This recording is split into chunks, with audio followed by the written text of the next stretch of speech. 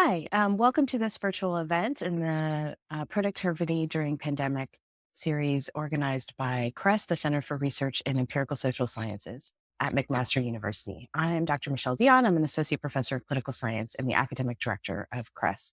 I want to begin by acknowledging that McMaster is on the unceded territories of the Mississauga and Haudenosaunee Nation and within the lands protected by the Dish with One Spoon Wampum Agreement.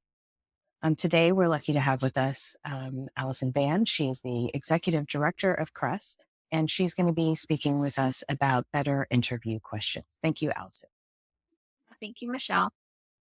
I'm really excited to be talking about interviewing because it's, I think, one of the most impactful methods, and we'll get into some of why I think that.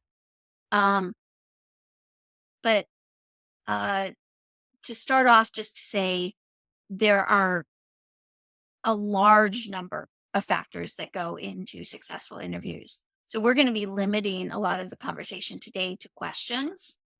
I'll try to pick up other aspects of the interview ecosystem in other talks. So know that this doesn't begin to cover the topic of interviews, but we wanted to start just by digging in deep to the questions themselves. So I always like to get out of the way what I call the Google advice, when you're like, search term, give me what to do in a research interview. This is the kind of stuff that comes. So we'll spend a bit of time on this, but then I want to spend the bulk of time talking about a framework and an approach to developing your questions that I think can generate much better quality questions. So easy advice, open-ended questions. This is one of those things that you can just check as you're in the final stage of developing your questions. Are your questions things that encourage people to talk more, or are they things that can be answered with yes or no? Now, there's people treat open and close-ended questions as a duality that it's either one or the other. The truth is that every question, depending on who is receiving it, has the potential to be more open or close-ended. I have asked many open-ended questions that get close-ended responses. So know that this is not a duality. It's something to look at, but it's no guarantee that just because you ask open-ended questions, you're going to get people talking. Check for assumptions and bias.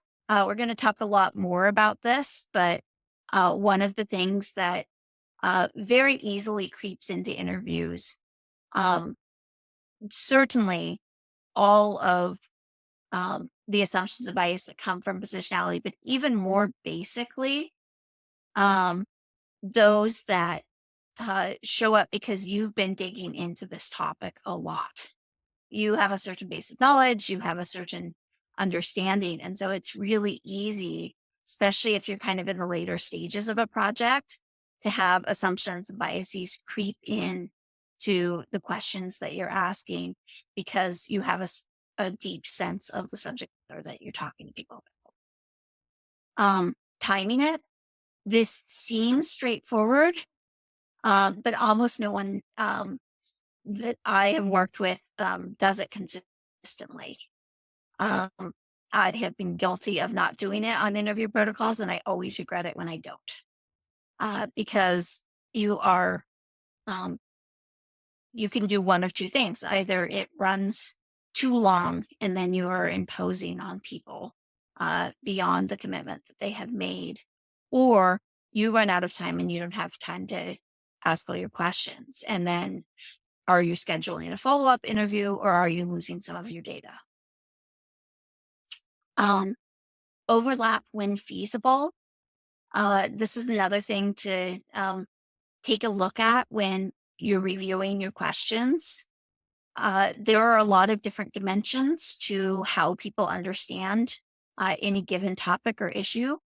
And so if you have one question for each of the kind of major themes of your research or each of the things that you want to get answers to from them, you can miss out on some of the complexity and nuance of how they think about that topic. And so I think the easiest example of this that people probably have a lot of familiarity with is things like personality quizzes. They ask different versions of the same question. You don't need to go that far. But being able to look at your questions with a sense of, is there some overlap here? Is there an opportunity for them to come back to topics that they expounded on previously and add to it?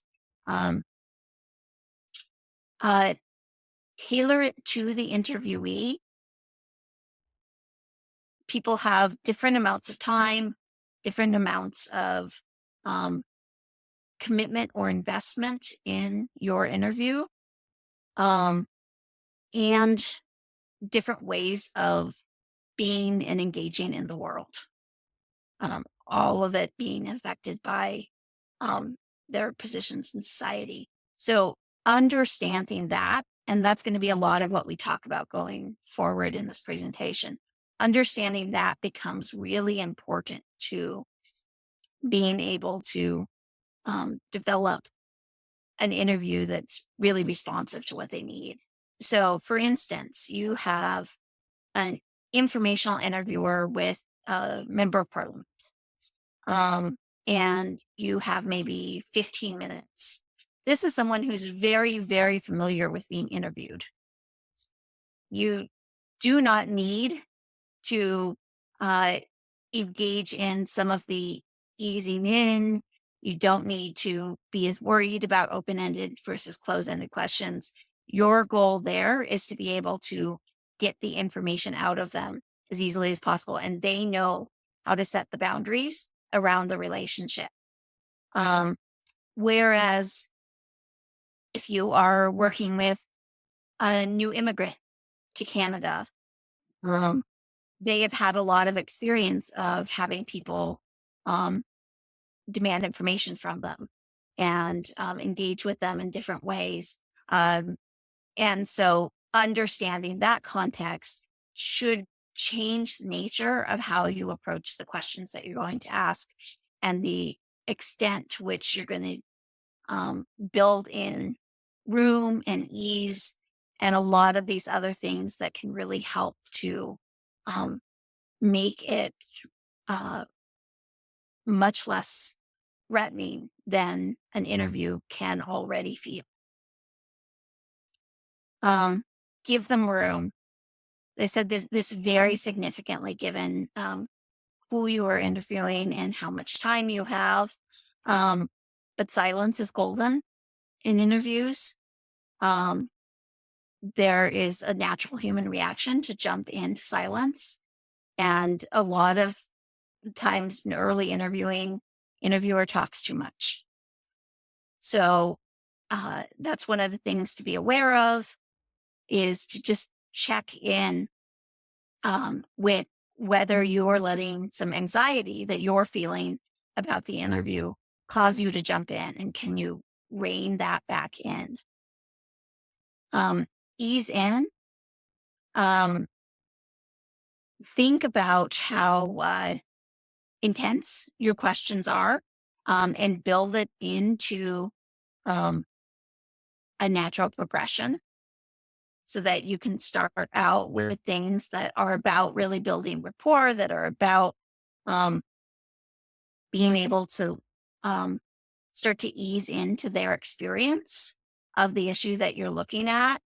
And then you can get deeper and deeper as you're building trust throughout the process. Focus on being conversational.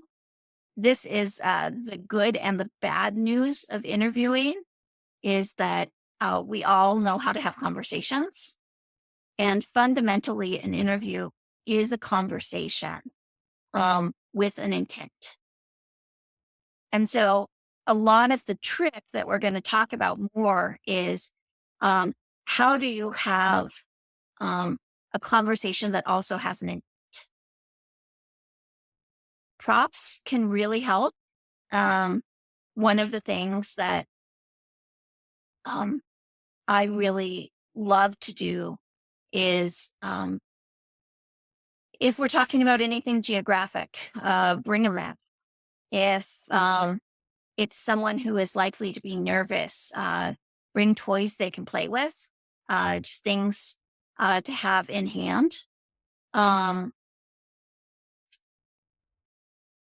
you can also ask people to bring props depending on the kind of interview you're having. It can be really comforting for people to have something that represents the issue for them or that they really relate to in connection to what you're talking about. And being able to share that with you is a really nice way of easing it. And finally, be brave. The worst interviews are the ones where someone is just asking questions. They're not engaging. They're not conversational. It's not a fun process for anyone. But in order to get away from the security blanket of all of your questions and the sort of natural human temptation to just ask what you want to know, it requires a level of bravery and being able to step into what it is that what it means to show up with someone that you don't know, and ask for them to share some portion of their life and their experience with you. To recognize this as something that um, is a gift to you as a researcher, and that um, you are comfortable and confident showing up and engaging in that conversation with them in a way that will matter. So, as I said, this is the easy advice. I recognize that none of this is particularly easy. Um, and I've skipped over some things that we can talk about later in terms of, how you record, um, where you meet, those kind of things. So, as I said, none of this is particularly easy, but I think that you can think of these things as good kind of checklists for when you're looking at your questions, when you're reviewing interviews that you have done. Okay, what worked, what didn't, how can I improve? So now I want to shift to what I think is the heart of how to ask better questions, which is to consider the order in which you look at and think about the kinds of questions you're going to ask. The way people almost universally do this in research is you start with your research question.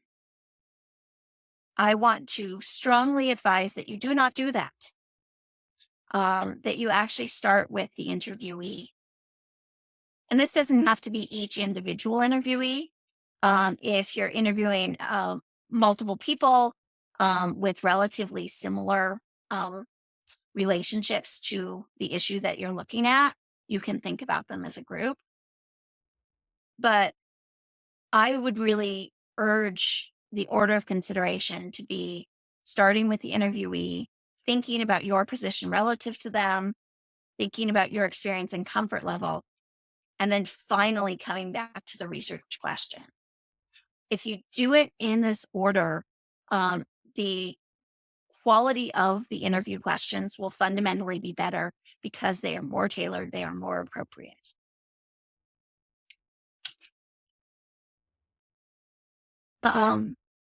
So starting with the interviewee and their experience, every interviewee has their own motivations. You don't know what those are. And it's important to be open to the fact that that's part of what you're going to discover in the process. Why they are talking to you, what they want out of this, what it means to them. Research has had very different kinds of impact in different communities, some of it quite negative. And so understanding why someone is choosing to engage, what the incentives and disincentives for them are, uh, can be really important. And it comes out in the process of having the conversation. Second, uh, interviews can have lasting impact. Interviewers walk away. Um, if I'm doing a research project, I might do 60 different interviews. But for many of the people that I'm doing interviews with, particularly if they're not people that are interviewed a lot, the questions I ask, the kind of relationship I have with them, the extent to which they feel heard can have deep and lasting impact on their lives. Most of which, unless I have ongoing relationships with them, is completely invisible to me as a researcher. So this becomes part of the obligation of research to recognize the lasting impact of the questions that you ask and the way that you structure the conversations that you're engaging in with people, to understand that it's not neutral, that people will experience the interview as good or bad. Um, and it can matter, uh, depending on a lot of contextual factors. It can matter throughout their life. Um, and finally, just the sheer human joy of talking about ourselves and describing our own experience. One of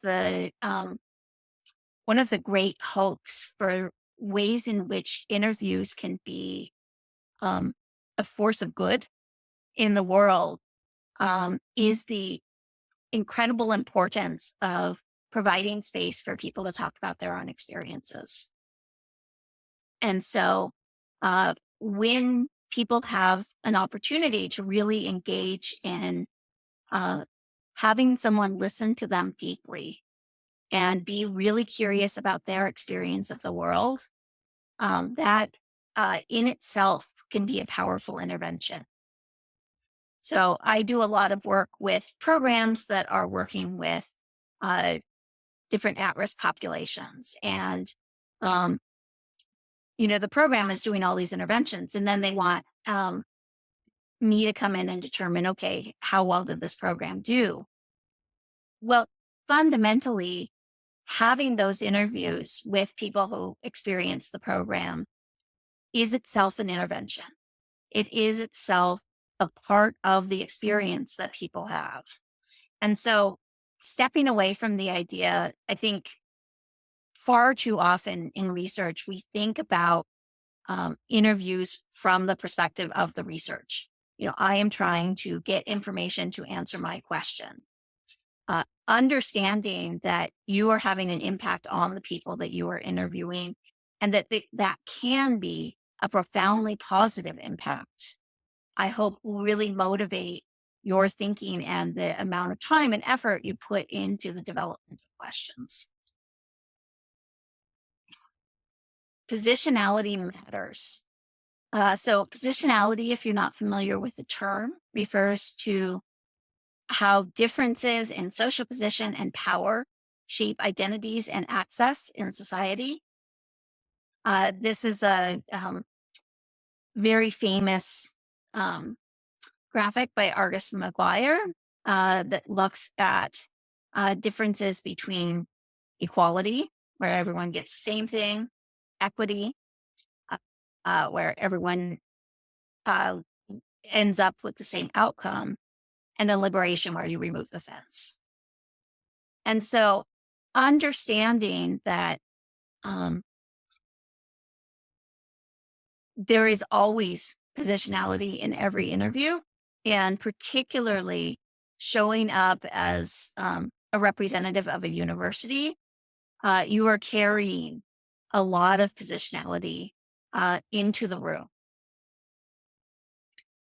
And so, uh, whereas you cannot know the experiences of others, and um, this is one of the real tricks that I think people fall into when developing their interview questions is they've read research about a particular population and now they're going to talk to people.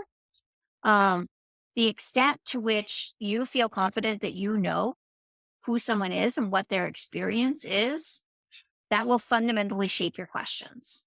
And so, holding as you're thinking about what you're going to ask, the recognition that you do not know the experience of the people that you're going to talk to.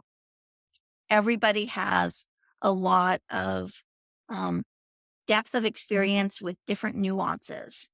And the extent to which any given piece of research sums that up, um, it is never fully and it never accounts for individual differences. At the same time, you do know yours. You know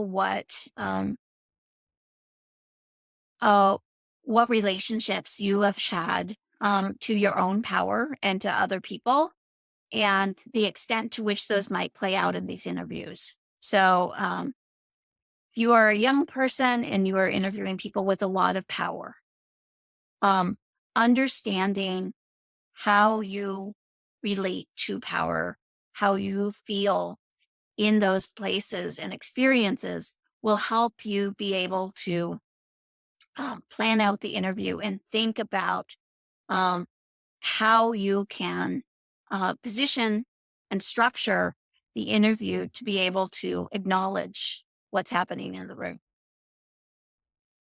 Um, there are a lot of strategies for mediating positionality. Before, a lot of it is around context and the extent to which you can control context.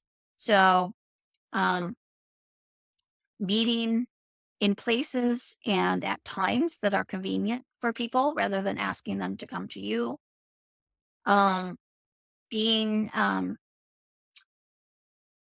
being very clear about your own relationship to the people that you are interviewing and the kinds of issues and assumptions that you have, and then reading literature, talking to people who have had those experiences, doing everything you need to do to be able to be aware of your own lens on the situation and on the people that you're interviewing, so that you are not bringing that into the conversations. It shows. It always shows in these conversations if you are bringing in those kinds of understandings and beliefs about that you know the experience of the people that you're talking to. During the conversation, people have a lot of both verbal and nonverbal cues to be looking for to see if they are engaged, if they're answering fully, if they're excited to be talking to you. Um, if that's not happening, if you don't have this great flow, there may be issues of positionality happening that you need to be able to address, in which case, back off of going forward with your protocol and work more deeply on building the connection, um, inviting uh, inviting them to talk at length about their experience. You can um, you can make a lot of mistakes during an interview and show up in ways and with questions that are a little awkward, but the extent to which you let it breathe and give them room to be able to have the conversation that they want to have, that's going to be one of the major things that you can do during an interview to mediate your positionality.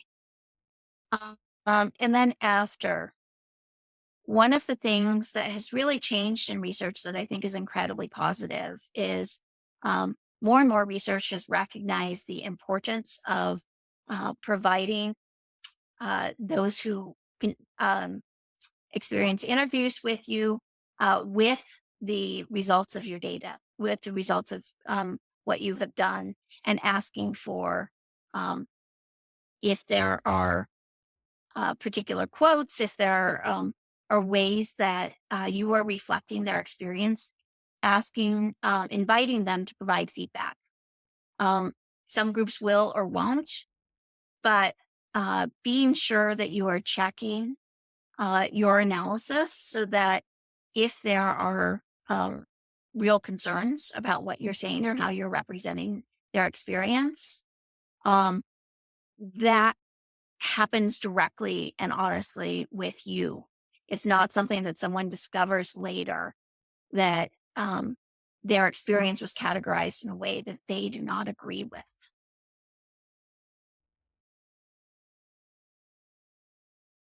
Um, Interviewing is an art. So when we talk about really understanding your own um, competence and comfort with interviewing, it is not really a problem if you have never done an interview before, because you have had a conversation. Every single person has had many, many conversations in your life. And so being able to understand an interview as a conversation, that you know how to have one, and that then you're adding on a different dimension to it. So this sounds silly, but I think it's actually really helpful to practice this on friends, because essentially what you are doing with a friend, you know how to have a conversation with them. You are already comfortable being able to engage with them. And so you can take the pressure off that and then add to the conversation with them some intentionality about the information that you want to get from them. And practice holding both of those aspects at the same time in conversations with your friends. What you will find is that you start to be able to um, not have to ask the questions, but be able to guide the conversation towards what it is you want to talk about. The other example that I pull out with this a lot is when you have news, like bad news to tell your parents. Everybody knows how to get around to talking about something. Everybody knows how to be able to steer a conversation towards the things that you want to engage in. Uh, Questions are one way to do it, but they're not at all the only way to do it. And the less you feel highly dependent on your questions, the better interview questions you're going to have, because they're going to be reflective of the moment and the engagement that you have with each other. That said, I strongly recommend that you have backup, that you have plenty of questions in case the flow just doesn't happen. Sometimes someone is uncomfortable, or you just don't have that rapport, or there are a lot of distractions going on. They're incredibly busy. Being able to have um, a big backup set of more detailed questions that are not absolutely essential to your analysis but can be useful um, is really helpful for making sure that if things aren't going right, um, you're able to have kind of a security blanket to hold on to. Um, get feedback on your questions, particularly as we've been talking about positionality. If you are engaging with people that have a significantly different background or experience than you do, being very intentional about getting feedback, and particularly getting feedback from people that have had similar experiences on the questions that you are asking. This is one of those things that gets thrown out a lot as a piece of advice and people don't consistently do. Um, I have done it with every interview protocol I have ever done, and have been really humbled by everything that I have learned by people feeding back to me the ways in which my questions were problematic. And then own that it won't be perfect. No interview goes perfectly well. Uh, your goal in the interview is to be able to um, have an experience that is good for the interviewee and be able to gain the data that is helpful to your research analysis. If you can more or less accomplish both of those things, that is a solid interview. Um, this is an art, and you get better and better over time. It takes a lot of practice, and it takes reflection after you've conducted interviews. So just know it won't be perfect. Things are going to go wrong. Um, and at the end of the day, it's about the experience of the person and the data that is being collected through that experience. And that's it. So we are finally at the research question. As I said, this is usually where people start. But thinking through all of the pieces, I just recognize there's a piece in here that's messing with the table a little. Look, thinking through all of the pieces that we've talked about before this, before you get to the research question, will fundamentally change how you ask the questions. So this is the interactive part. I really encourage people to please speak up and offer opinions on this. So the easiest way to do this is to build a table. You start with, what is your research question? So in this case, it is, what are the necessary interventions to help unemployed young adults get and keep jobs? It's a very relevant question to COVID times. Second, sub-elements. I want to understand the nature of the unemployed population, all of the different kinds of interventions that have been tried, and then any data on effectiveness. So let's say as part of this, I want to interview some young adults that are currently jobless. So the way I approach this is to think about it in two steps. There's, what do I want to know from them?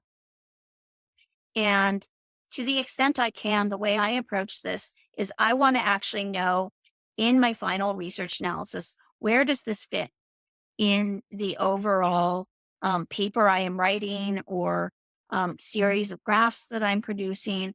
How do I actually want to be able to present this information at the end of the day so that I can get as specific as possible about what it is I want from them in the interview, what's important to understand, and then hold that as an entirely separate question from how I'll ask it. As we've talked about, when you think about an interview as a conversation, you might have 100 things that you want to know from these youth. You don't have to ask 100 things. You might actually have 3 questions.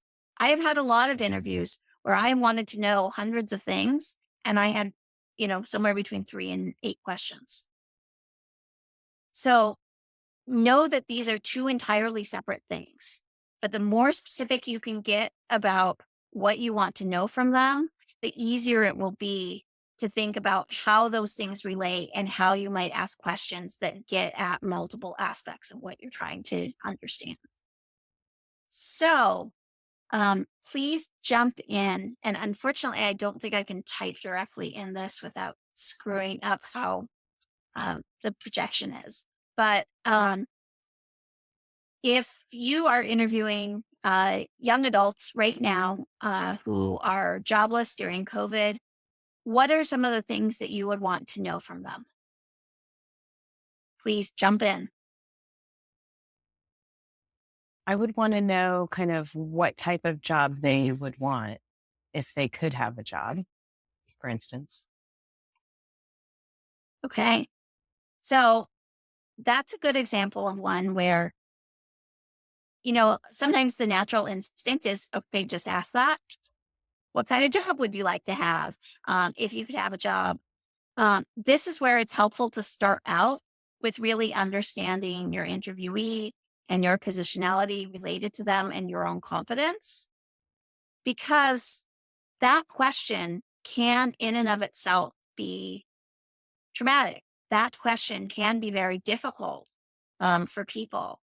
And so, one of the ways that you might approach trying to understand what kind of work they want um, would be to talk about um, tell me what you value in a job. Uh, Tell me what matters to you. Tell me about your hobbies. Help me understand, you know, what, when you think about the perfect work experience, what's involved. So there are all kinds of ways that you can get at that question without having to ask that question. And the more you've engaged in these pre-pieces of really understanding the interviewee and all of these other factors, the better you're going to be able to separate out what you want to know from them from how you're going to ask it. So that's it. Um, And There's I another think, one. sorry, Uh, go. I was going to just add, there's another question suggested. Are they currently going to school? That might be something you want to know specifically if they're currently in school. Is that something that would be easier to ask more directly, or is that also something that you would want to kind of frame in a slightly different way? so that's a great question. So are you in school is a close-ended question. And it's not one that you have to ask. You will, if you are having a real conversation with this youth around their current experience, it will come up in the conversation. We're not talking in this um, uh, particular session about how you're recording and then analyzing your data. But you can have all kinds of things that you're trying to understand and know about them that you never have to ask. That's one of them. No matter what, in the course of this conversation, that will come up. Guarantee it. And can we talk about with roadblocks from a home perspective? If there's anything stopping them, either if they even have a home, or is there something stopping them from being able to get out to find work? Yeah, that's a good thing to want to know. So what are the natures of what's the nature of the challenges that they have in getting work?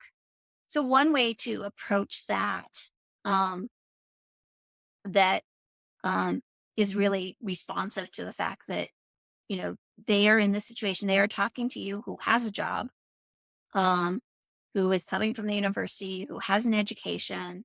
Um, so really recognizing the vulnerability um, that can place them in, and being able to instead of talking about kind of obstacles or challenges, you can talk about experiences. So you can talk about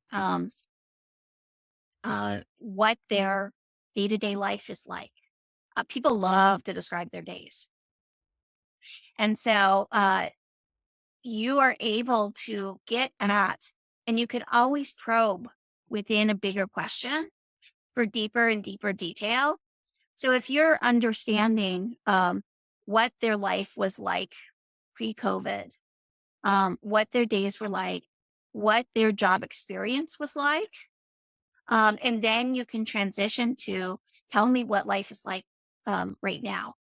What is what are the things that have emerged since COVID um, that are shaping your experience?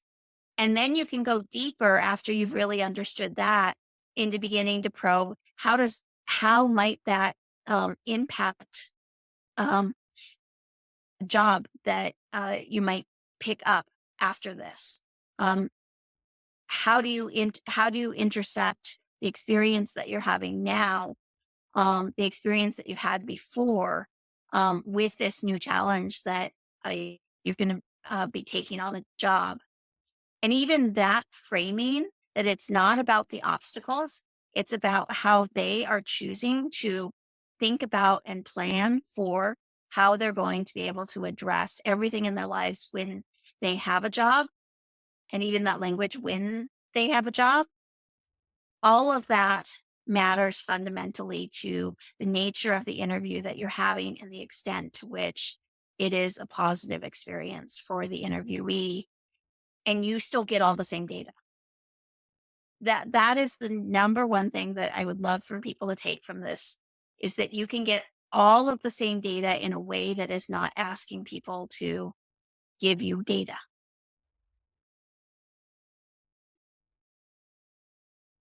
All right. When you have a list of interview questions based on your research questions, then I recommend going back through all of the steps that we have talked about and using those as lenses to review the questions.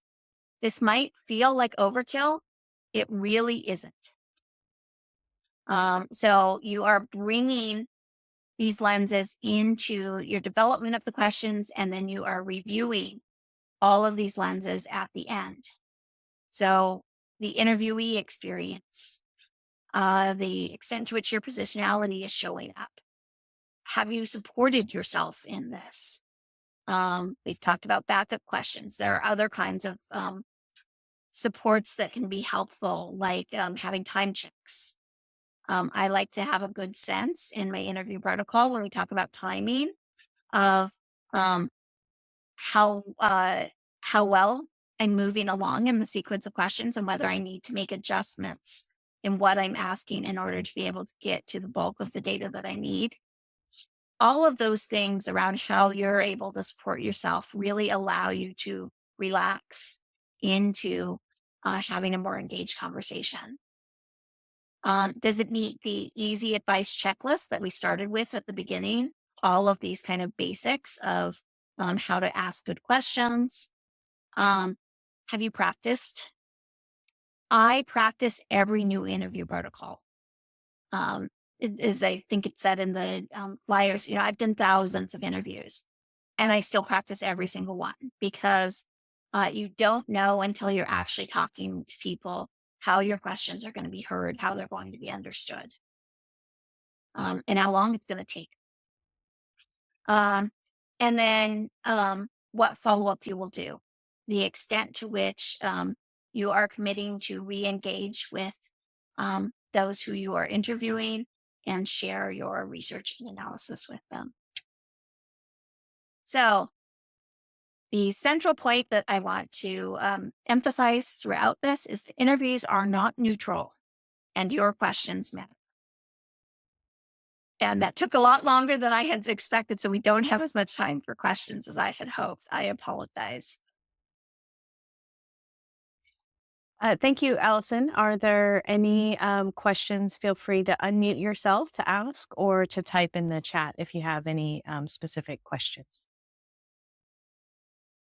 I have a question. Oh, I can. No, please go ahead. Okay.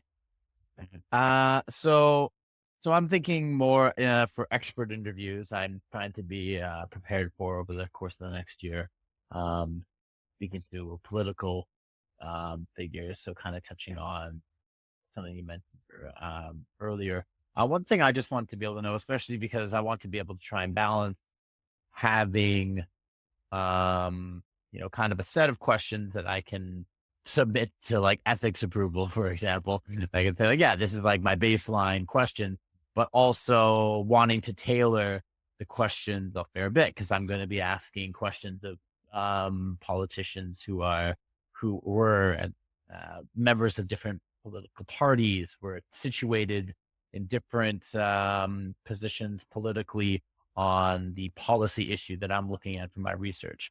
So what's a good way to navigate the attempt to try and balance the idea of having like, questions that you would want to add, that you're going to be asking more broadly, that are probably more likely to be commonalities, I guess, between all the people you're trying to ask, but also trying to look at ways to tailor questions to your subject. Yeah. So one of the pieces you can do is in developing your research ethics application, you can differentiate and talk about, here are some of the ways that I'm thinking about asking this. Here are the actual questions that I want answers to. And define those separately within your research ethics application. I'm not deeply knowledgeable about NREP because I'm pretty new here, but my guess is that that's not going to be terribly shocking as long as just. The second thing is that, particularly in expert interviews, it becomes really important for the expert to know at what level they can talk. And so the extent to which in your questions you are building in evidence that you understand their position, that you understand the issue, you are giving them useful information for them to be able to quickly transition into kind of the level of detail that they can provide. So that's probably the major thing I would say with expert interviews. And then also just know that we can all get a little tongue-tied around people with authority. And so, you know, I tend to, if that's the situation, help myself ramp up. So, don't do the most important person that you are really nervous about talking to at the beginning. But ease yourself into being able to show up with both authority and humility. Balance isn't the easiest thing, but it's really critical, especially with expert interviewers. Thank you. That's really helpful. And I guess just following from that, one small other question, I don't want to take everyone's time, is especially when I'm thinking about, to respond to your idea of having very, demonstrating that you can talk to, that your subject can speak to you at a certain level, or that you have some demonstrable amount of knowledge on the subject, at least that you're engaging them with. In my case, I'm looking kind of back historically. I'm looking at events that these people were involved in like decades ago. So one of the other things I'm trying to figure out is how specific can I get when I'm talking about specific issues, while also trying to figure out how much might be lost in terms of recall. And I worry about the idea of like saying, oh, I know a lot about this topic, but I'm also asking you questions on things that you literally might not remember. What do you have any tips or strategies for navigating that balance? I As well? do. I have two. One is take a look at cognitive interviewing protocol, um, particularly designed to help recall of experiences. Second, this is one of the places where props are excellent. If you have newspaper articles, if you have physicians papers that they have done, people love to reflect on the past. So these can be really fun interviews that you have, especially if you bring in things or ask them to bring in things that really kind of sum up the experience of that time for them. Asking them to bring in things depending on where they are positionally may or may not work. But you can always invite it and see what they bring and then bring stuff yourself. So all of those things do a lot to be able to help people step back in time. And then the other thing that you're just going to have to know as you're working with this is that, we create false memories, and recall is far from perfect. And so being able in your research to sort of hold that truth and balance what people are saying relative to other sources of data is going to be really important. So. Perfect. That's great. Thank you. Thank you for the advice, and thank you for your presentation. This has been really helpful. And thanks also to Dr. Dion for her chat comments following up as well. I'll let other people take. Other questions? I had one, if you don't mind, Allison. And only because it's so relevant from my schooling right now in social work. You mentioned, and I'm very nervous about this all the time as we interview clients. You did mention that a question could negatively impact the entire interview. And I was curious what kinds of questions would have a negative impact and how you could rephrase that. Yeah. So you don't know what could have a negative impact. There are indicators. Anything that is coming from a place of assumption about people, anything that is framed in a negative way, um, those are good indicators that something might be problematic. Getting feedback from people that have um, similar experiences to the group that you are working with, um, particularly if it is a vulnerable population. The way you know in the interview if you have stepped wrong is you see it really clearly and really quickly. People start to physically Yeah. shut down, close out. Answers become more staccato. Um, they can get restless. All of those are signs that uh, the conversation has not been opened enough, or that something has landed wrong. And there are all kinds of ways to be able to deal with that. You can try another question. You can acknowledge it. You can be like, hey, that question, did that feel off to you? Um, uh, you know, uh, what is, um, what is your sense of um, what I should have asked you? Right. I actually love in the course of interviews to ask people, how would you have asked that? What is important for me to understand about this part of your experience? So especially if you're working with clients that are vulnerable populations, recognizing that the interview is a forum for them to be heard. And many have not been heard sufficiently in their lives. So you may have all of the intentions in the world for the kind of data that you want, but your foremost responsibility is to be able to create a experience for them that is not adding to the negative experiences that they've had. And so the more open, the more broad, the fewer questions you have, the better you're going to be able to navigate and create a lot of space for them to take the interview in the direction that they need to take it in. That's great advice.